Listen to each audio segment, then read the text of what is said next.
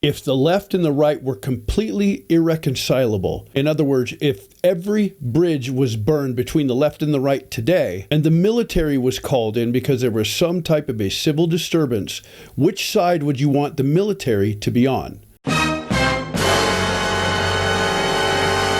I'm going to ask you this question again at the end. Do not miss anything in between. This is hugely important. Just as an aside, for the last several decades, there's been things happening that you may not even be aware of. Look this up when you're done with this video. Look up the word atrazine, and then you will find out that they've been pumping that into our water system now for over a decade. And they're pumping in estrogen in different municipalities into your water system. This is weakening men. This is lowering testosterone. Why do you think this is happening? It's no secret that the left and the right are completely broken apart. There's not a lot of common ground anymore. The right will never, ever accept the tenets and the ideology of the left, and the left will never, ever accept the tenets and the ideology of the conservative right. I'm going to use psychology and history to show you how to predict what's about to happen, and you can see the reality of it just by paying attention. First, let's start with history. If you've ever studied history, then you will know that there are three things that will cause a civil disruption in any nation. This is a drop in average wages, this is income inequality, and it's fierce competition for elite, high-paying jobs. These items will always bring with them two things: scarcity bias and political polarization. This happens almost predictably around every 200 to 250 years. You can go all the way back through history if you want to, but I can take you even back to the Black Death. Between 1346 and 1351, about half of the population of Europe was completely wiped out. The average wages that were available at the time dropped into the toilet. Those that had wealth hoarded it, and those that did not starved. And there was life and death competition for anything that paid. Now we can go to the Reformation in 1517. Same thing happened. Moving up into the European wars of religion in the 1500s and early 1600s. Exact same thing happened. There was scarcity.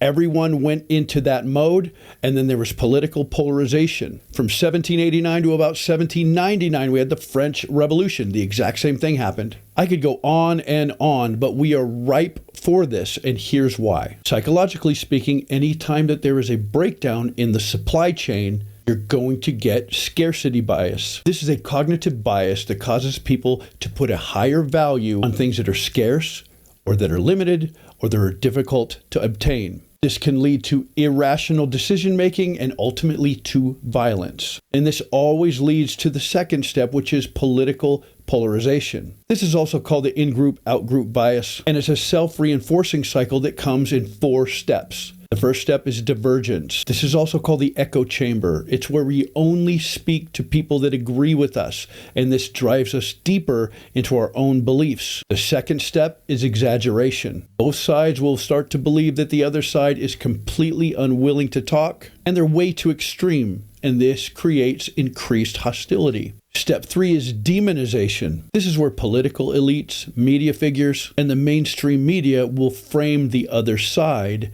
as being a systematic threat to anything, whether that be a threat to democracy, does that sound familiar? Or a threat to decency, or even a threat to existence in and of itself. Insert climate change warriors here. And the fourth step is called entrenchment.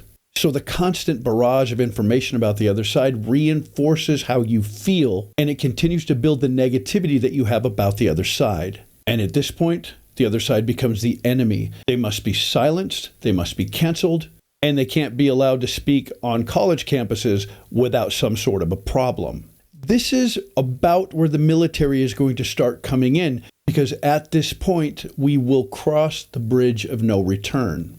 There will come a point where certain people will not sell things to other people. They won't buy goods from certain establishments. They won't even speak with them. And when all of this happens and those bridges are burned, you will start seeing mostly blue cities starting to burn like you saw before. Think about what you saw during the BLM riots with cities like Chicago and New York and Los Angeles. This is where the troops will be called in.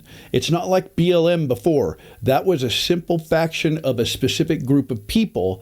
This is different. This is the two sides of our nation warring against each other. And that's when the troops will actually be called in. This is where it becomes important about whether or not they've been feminized. If they've been indoctrinated with a woke ideology, then they're halfway there. So then if they get orders from the government, if they get orders from the president, are they going to listen or are they going to refuse orders? Think about Pritzker in Chicago refusing to cooperate with ICE. Think about Gavin Newsom in California constantly saying, we will not comply. So some of the military has been feminized and they've been indoctrinated into woke ideology. Which side are they going to be on?